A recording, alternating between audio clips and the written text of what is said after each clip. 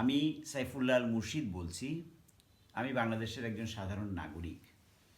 আমি সংস্কার নিয়ে কিছু কথা বলবো। কথা বলার আগে আমি কিছু ইতিহাস বলতে চাই। 5ই আগস্ট শেখ হাসিনা পলায়নের 4-5 বৎসর আগে একবার বলেছিলেন, টকশো টক হয়ে গিয়েছে। তিনি এই কথাটি সাংবাদিকদের উদ্দেশ্যে বলেছিলেন। এই জন্য তিনি বলেছিলেন যে কারণ হচ্ছে ওনার কাছে টক শো ওনার মাথা ব্যথার কারণ হয়ে গিয়েছিল। মানুষ যখন তার বিরুদ্ধে কোনো কথা বলতো সেটা তার সহ্য হইতো না। এখন 5ই আগস্ট শেখ হাসিনা পলায়নের মধ্য দিয়ে আমাদের দেশ ফেসিবাদ মুক্ত হয়েছে এবং দেশ নতুনভাবে গঠন করার সুযোগ এসেছে। এখন আমরা সরকারের কাছ থেকে বা রাষ্ট্রপ্রধানদের কাছ থেকে শুনতে পাচ্ছি বিভিন্ন ধরনের সংস্কার করা হবে। এখন এই সংস্কারগুলোর মধ্যে আছে বিচার বিভাগ সংস্কার, নির্বাচন কমিশন সংস্কার, আমলাতন্ত্র সংস্কার ইত্যাদি ইত্যাদি। এবং আমি দ্ব্যর্থহীন ভাষায় বলতে চাই, যতই সংস্কার করা হোক না কেন হাসিনার মতো ফেসিবাদ আবারও সৃষ্টি হতে পারে যদি না আমরা মূল সংস্কার না করি। আমি মূল সংস্কার বলতে বোঝাচ্ছি দেশের দুর্নীতি মুক্ত করা। আর দুর্নীতি মুক্ত করা একমাত্র সম্ভব আমরা যদি ঘুষ দেয়া নেয়া বন্ধ করতে পারি।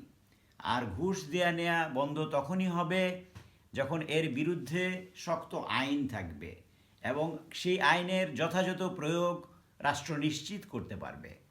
এবং যতদিন না পর্যন্ত ঘুষের বিরুদ্ধে সরকার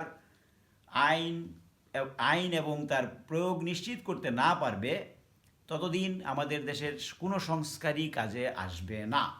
কারণ আমি দ্ব্যর্থহীন ভাষায় বলতে চাই, আপনারা খেয়াল করবেন যত দুর্নীতিবাজ তৈরি হয়েছে বাংলাদেশে এই পর্যন্ত, সবাই যত ফেসিবাদ তৈরি হয়েছে বা দুর্নীতিবাদ তৈরি হয়েছে বা একনায়কতন্ত্র তৈরি হয়েছে বা যতগুলো গণ্ডগোল সৃষ্টি হয়েছে সবগুলোর পিছনে ছিল টাকা।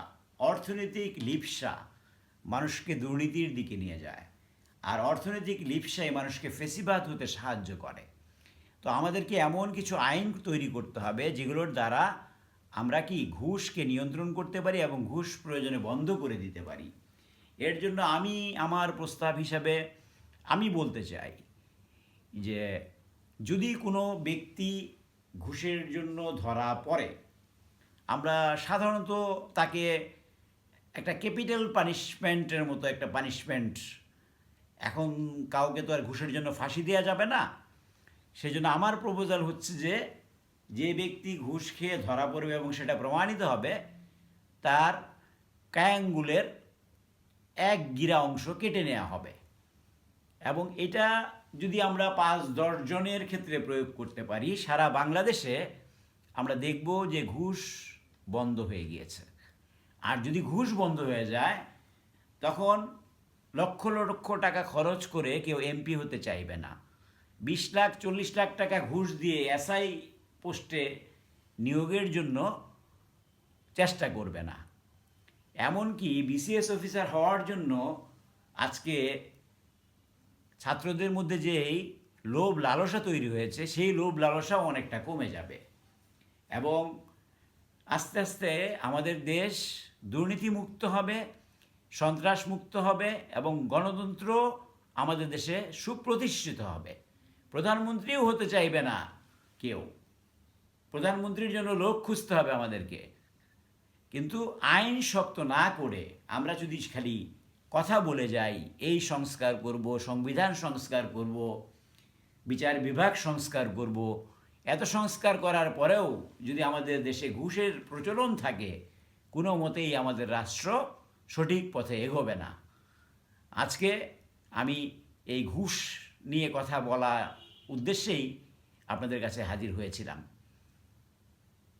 খোদা হাফেজ। বাংলাদেশ জিন্দাবাদ।